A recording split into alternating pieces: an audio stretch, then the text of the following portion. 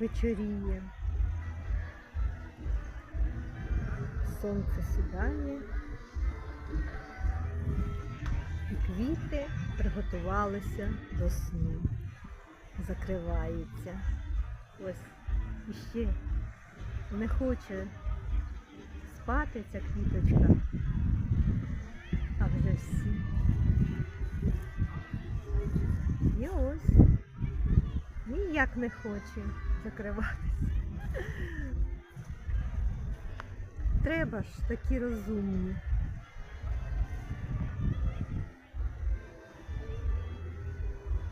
Як люди.